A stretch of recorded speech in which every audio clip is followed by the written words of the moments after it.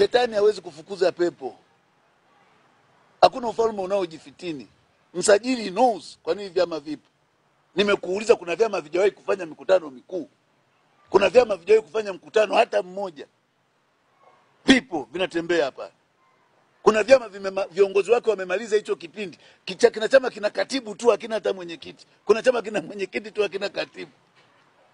Umewahi kumsikia msajili akaenda? Utamwona tu akizunguka NCCR ikitaka kufufuka, anaipiga nyundo, anazunguka Chadema hapo kuwachochea. Uzuri wenzetu Chadema kidogo wako well established na wamejiadvance, ndio maana mara nyingi wameonekana wakipangua. Wewe unaweza kuwa na msajili wa vyama ambapo kuna wabunge waliotangazwa na mahakama kwamba sio wabunge, wakaendelea kuwako bungeni. Alafu kasema hiyo ni ofisi ya msajili wa vyama. Alafu anajiita mlezi wa vyama. Ule sio mlezi wa vyama, ni ofisi ya uuaji vyama vya ukweli vya upinzani.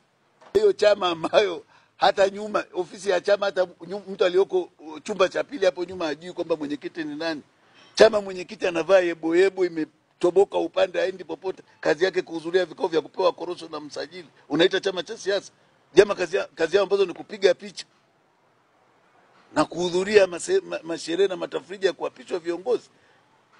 Chama cha siasa ambacho toka kuundwa hakijawahi kufanya mkutano wowote wa kitaifa. Chama cha siasa ambacho toka kusajiliwa hakijawahi kusajili viongozi, wala uwezi kunionyesha ofisi zake za mikoa na wilaya na majimbo ziko wapi. Those are not political party. Hivyo ni vikaragosi vya CCM inavyovitumia kwa ajili ya maslahi yake. Na chama chochote siasa kinapojaribu kusimama, CCM inavuruga. Je, CCM chama cha serikali haijavuruga NCCR Mageuzi? Kwa nini imevuruga NCCR Mageuzi? Mimi nina ushahidi. Ofisi ya msajili ikihusika kuvuruga NCCR Mageuzi, ikihusika mzito hizo akili unazosema. Naam, kupitia assist. Wameitisha mikutano haramu. Na kuitisha wajumbe haramu na kufukuza viongozi halali wa NCCR Mageuzi. Wewe umewahi kuona chama cha upinzani kina jeuri ya kupinga amri ya mahakama? Ukiona tembo juu ya mti juu akapandishwa, NCCR imekataa, imepinga amri ya mahakama kuu, na chini ya barua ya kikora kutoka ofisi ya msajili Mutungi wakaendesha mkutano Dodoma. Kuna zuio la mahakama, watu wanaendesha mkutano.